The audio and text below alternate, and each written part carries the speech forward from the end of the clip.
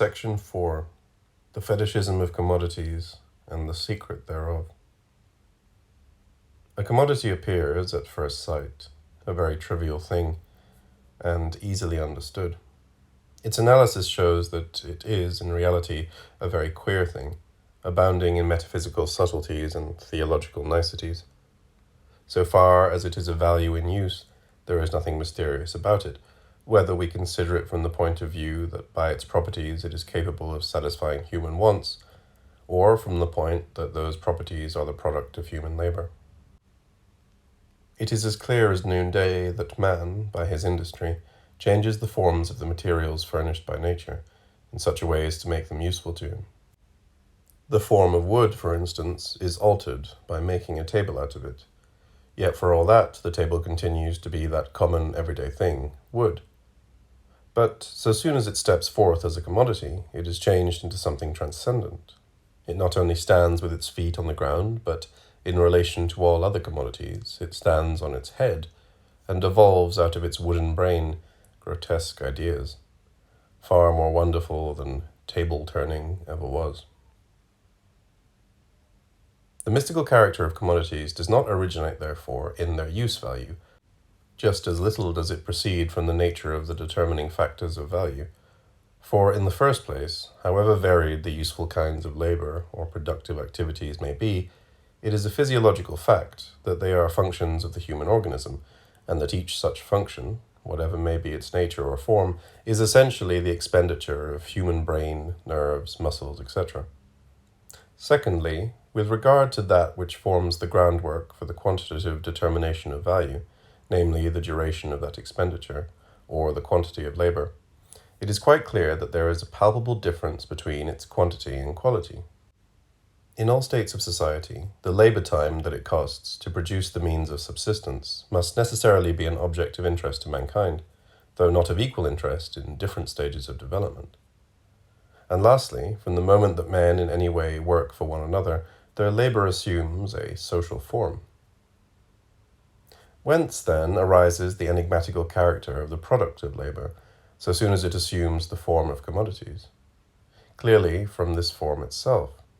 The equality of all sorts of human labor is expressed objectively by their products all being equally valued. The measure of the expenditure of labor power by the duration of that expenditure takes the form of the quantity of value of the products of labor. And finally, the mutual relations of the producers, within which the social character of their labor affirms itself, take the form of a social relation between the products. A commodity is therefore a mysterious thing, simply because in it the social character of men's labor appears to them as an objective character, stamped upon the product of that labor. Because the relation of the producers to the sum total of their own labor is presented to them as a social relation, existing not between themselves, but between the products of their labor. This is the reason why the products of labor become commodities, social things whose qualities are at the same time perceptible and imperceptible by the senses. In the same way, the light from an object is perceived by us not as the subjective excitation of our optic nerve, but as the objective form of something outside the eye itself. But in the act of seeing, there is, at all events, an actual passage of light from one thing to another, from the external object to the eye. There is a physical relation between physical things, but it is different with commodities. There, the existence of the things qua commodities, and the value relation between the products of labor which stamps them as commodities, have absolutely no connection with their physical properties, and with the material relations arising therefrom. There is a definite social relation between men that assumes, in their eyes, the fantastic form of a relation between things.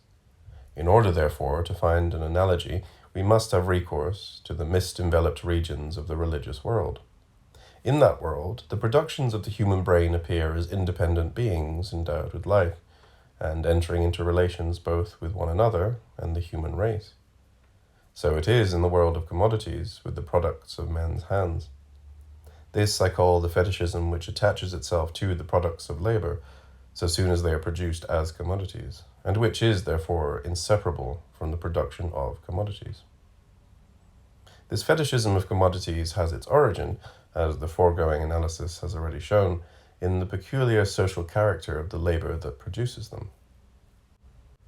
As a general rule, Articles of utility become commodities only because they are products of the labor of private individuals or groups of individuals who carry on their work independently of each other. The sum total of the labor of all these private individuals forms the aggregate labor of society. Since the producers do not come into social contact with each other until they exchange their products, the specific social character of each producer's labor does not show itself except in the act of exchange. In other words, the labor of the individual asserts itself as a part of the labor of society, only by means of the relations which the act of exchange establishes directly between the products, and indirectly through them between the producers. To the latter, therefore, the relations connecting the labor of one individual with that of the rest appear not as direct social relations between individuals at work, but as what they really are, material relations between persons and social relations between things. It is only by being exchanged that the products of labor acquire, as values, one uniform social status, distinct from their varied forms of existence as objects of utility. This division of a product into a useful thing and a value becomes practically important only when exchange has acquired such an extension that useful articles are produced for the purpose of being exchanged, and their character as values has therefore to be taken into account, beforehand, during production. From this moment, the labor of the individual producer acquires socially a twofold character. On the one hand, it must, as a definite, useful kind of labor, satisfy a definite social want, and thus hold its place as part and parcel of the collective labor of all, as a branch of a social division of labor that has sprung up spontaneously. On the other hand, it can satisfy the manifold wants of the individual producer himself only insofar as the mutual exchangeability of all kinds of useful private labor is an established social fact, and therefore the private useful labor of each producer ranks on an equality with that of all others. The equalization of the different kinds of labor can be the result only of an abstraction from their inequalities, or of reducing them to their common denominator, viz. Expenditure of human labor power or human labor in the abstract.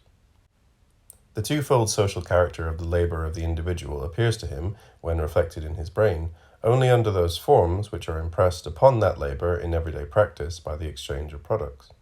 In this way, the character that his own labor possesses of being socially useful takes the form of the condition that the product must be not only useful, but useful for others, and the social character that his particular labor has of being the equal of all other particular kinds of labor takes the form that all the physically different articles that are the products of labor have one common quality, viz. That of having value. Hence, when we bring the products of our labor into relation with each other as values, it is not because we see in these articles the material receptacles of homogeneous human labor. Quite the contrary. Whenever, by an exchange, we equate as values our different products, by that very act we also equate, as human labor, the different kinds of labor expended upon them. We are not aware of this, nevertheless we do it.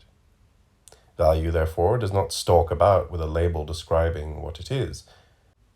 It is value, rather, that converts every product into a social hieroglyphic.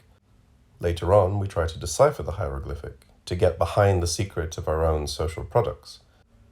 For to stamp an object of utility as a value is just as much a social product as language. The recent scientific discovery that the products of labor, so far as they are values, are but material expressions of the human labor spent in their production, marks, indeed, an epoch in the history of the development of the human race, but by no means dissipates the mist through which the social character of labor appears to us to be an objective character of the products themselves.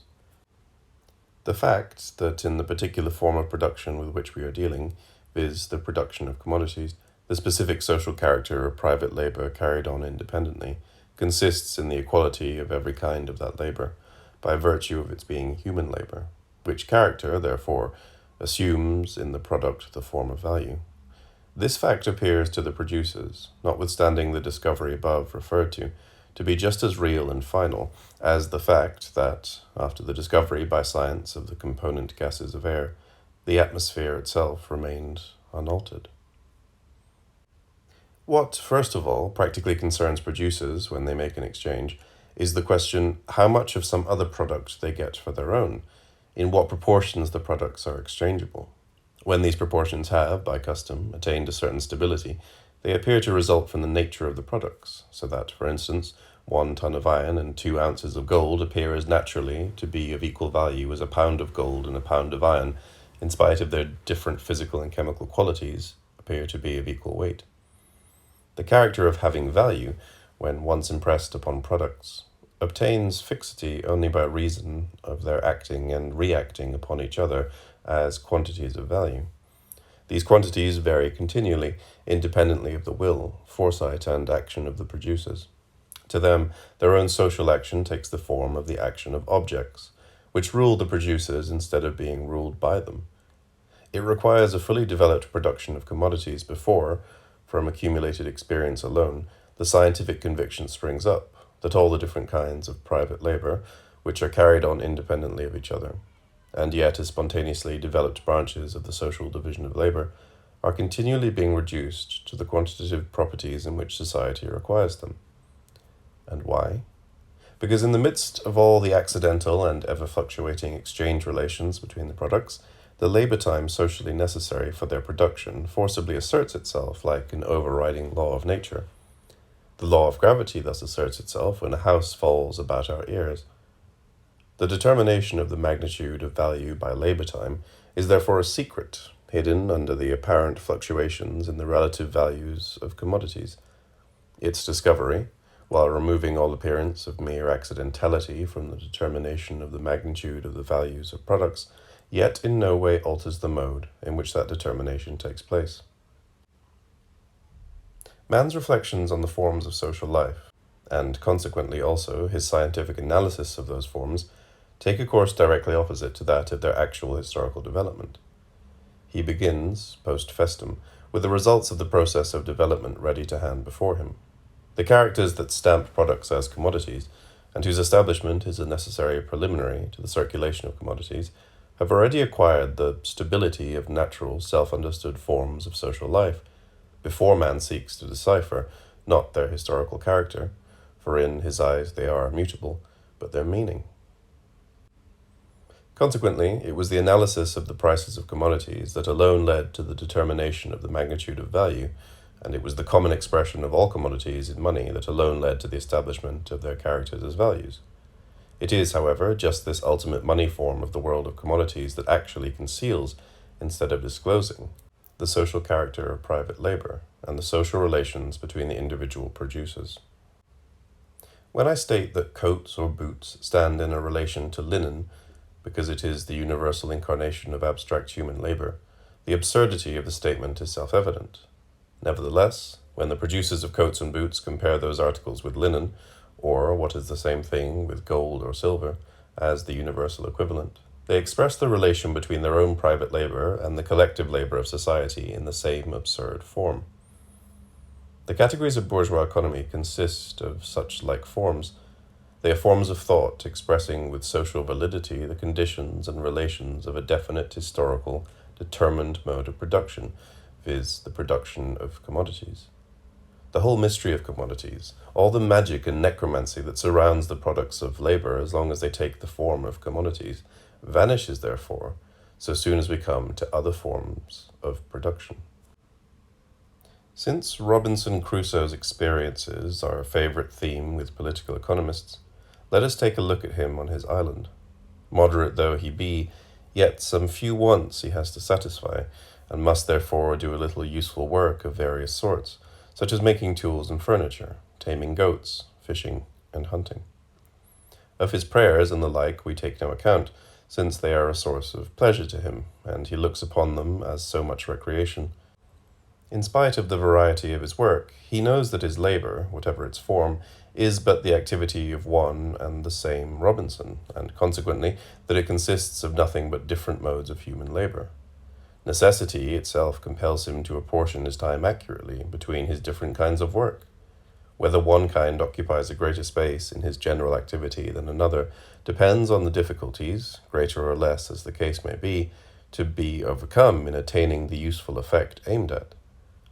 This our friend Robinson soon learns by experience, and having rescued a watch, ledger, and pen and ink from the wreck, commences, like a true-born Briton, to keep a set of books. His stockbook contains a list of the objects of utility that belong to him, of the operations necessary for their production, and lastly, of the labour time that definite quantities of those objects have, on average, cost him. All the relations between Robinson and the objects that form this wealth of his own creation are here so simple and clear as to be intelligible without exertion, even to Mr. Sedley Taylor. And yet those relations contain all that is essential to the determination of value. Let us now transport ourselves from Robinson's island, bathed in light, to the European Middle Ages, shrouded in darkness. Here, instead of the independent man, we find everyone dependent, serfs and lords, vassals and suzerains, laymen and clergy. Personal dependence here characterizes the social relations of production just as much as it does the other spheres of life organized on the basis of that production. But for the very reason that personal dependence forms the groundwork of society, there is no necessity for labor and its products to assume a fantastic form different from their reality. They take the shape, in the transactions of society, of services in kind and payments in kind. Here the particular and natural form of labor, and not, as in a society based on production of commodities, its general abstract form in the immediate social form of labor.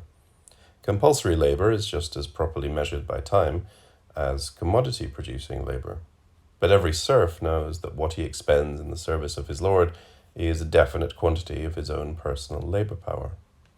The tithe to be rendered to the priest is more matter of fact than his blessing. No matter, then, what we may think of the parts played by the different classes of people themselves in this society, the social relations between individuals in the performance of their labor appear at all events as their own mutual personal relations, and are not disguised under the shape of social relations between the products of labor. For an example of labor in common, or directly associated labor, we have no occasion to go back to that spontaneously developed form which we find on the threshold of the history of all civilized races. We have one close at hand in the patriarchal industries of a peasant family that produces corn, cattle, yarn, linen, and clothing for home use. These different articles are, as regards the family, so many products of its labor, but as between themselves they are not commodities. The different kinds of labor, such as tillage, cattle tending, spinning, weaving, and making clothes, which result in the various products, are in themselves, and such as they are, direct social functions, because functions of the family, which, just as much as a society based on the production of commodities, possesses a spontaneously developed system of division of labor. The distribution of the work within the family, and the regulation of the labor time of the several members, depend as well upon differences of age and sex as upon natural conditions varying with the seasons. The labor power of each individual, by its very nature, operates in this case merely as a definite portion of the whole labor power of the family, and therefore the measure of the expenditure of individual labor power by its duration appears here by its very nature as a social character of their labor. Let us now picture to ourselves, by way of change, a community of free individuals, carrying on their work with the means of production in common, in which the labor power of all the different individuals is consciously applied as the combined labor power of the community. All the characteristics of Robinson's labor are here repeated, but with this difference, that they are social instead of individual. Everything produced by him was exclusively the result of his own personal labor, and therefore simply an object of use for himself. The total product of our community is a social product. One portion serves as fresh means of production and remains social, but another portion is consumed by the members as means of subsistence.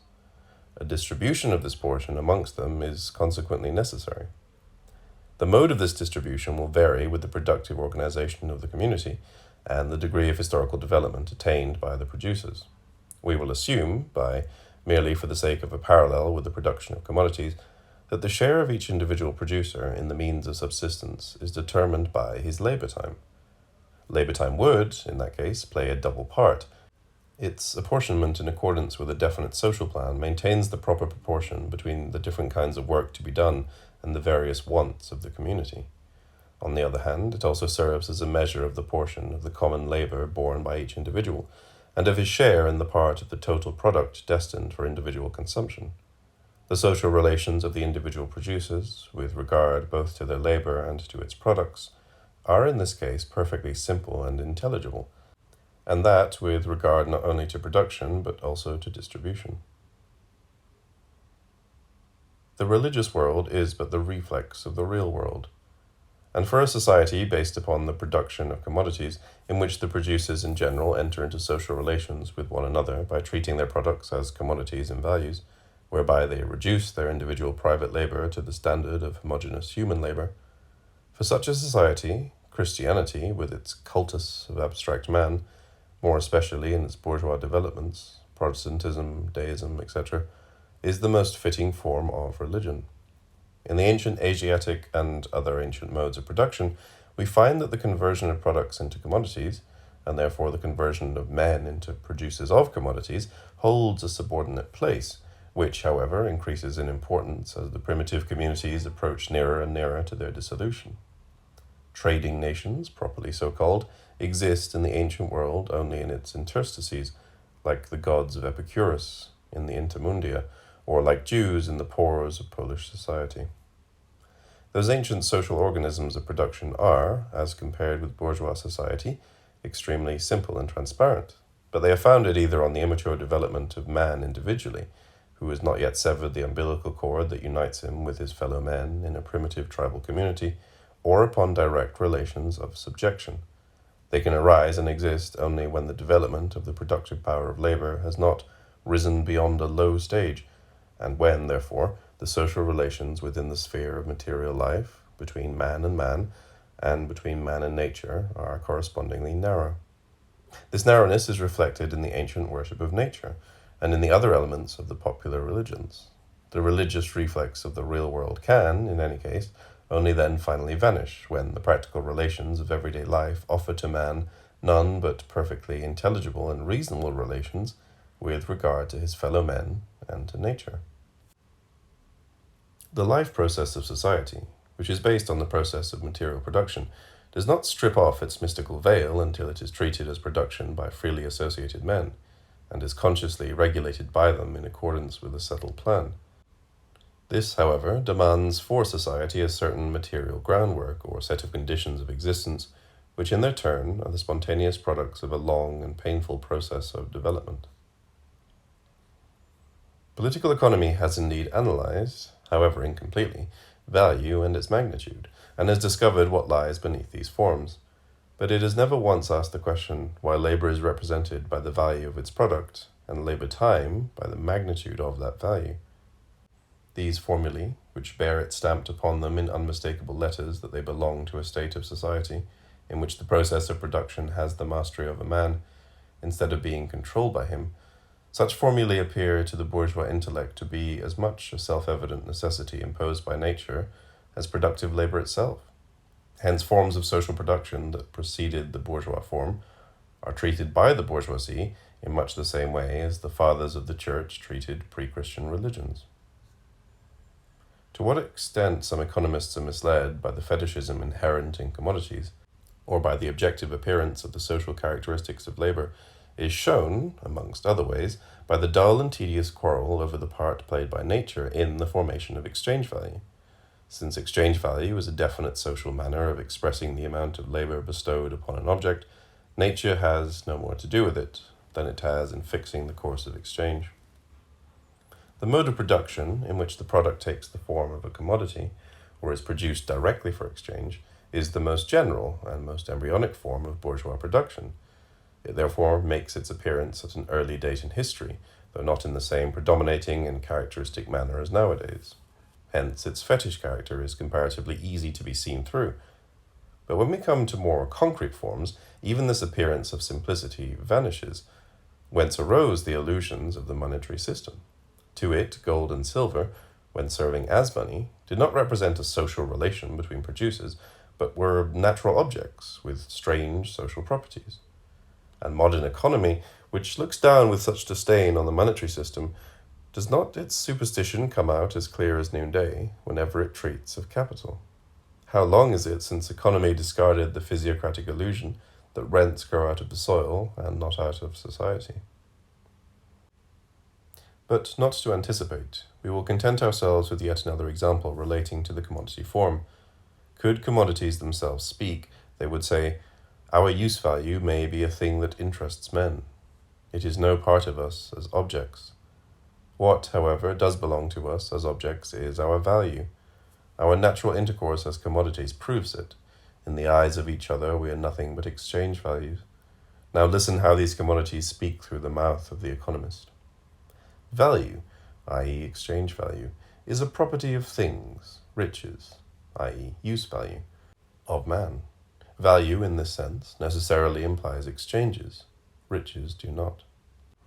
Riches, use value, are the attribute of men. Value is the attribute of commodities. A man or a community is rich. A pearl or a diamond is valuable. A pearl or a diamond is valuable as a pearl or a diamond. So far, no chemist has ever discovered exchange value either in a pearl or a diamond. The economic discoverers of this chemical element, who by the by lay special claim to critical acumen, find, however, that the use value of objects belongs to them independently of their material properties, while their value, on the other hand, forms a part of them as objects. What confirms them in this view is the peculiar circumstance that the use value of objects is realized without exchange, by means of a direct relation between the objects and man, while on the other hand, their value is realized only by exchange, that is, by means of a social process. Who fails here to call to mind our good friend Dogberry, who informs neighbour Seacole that to be a well-favoured man is the gift of fortune, but reading and writing comes by nature.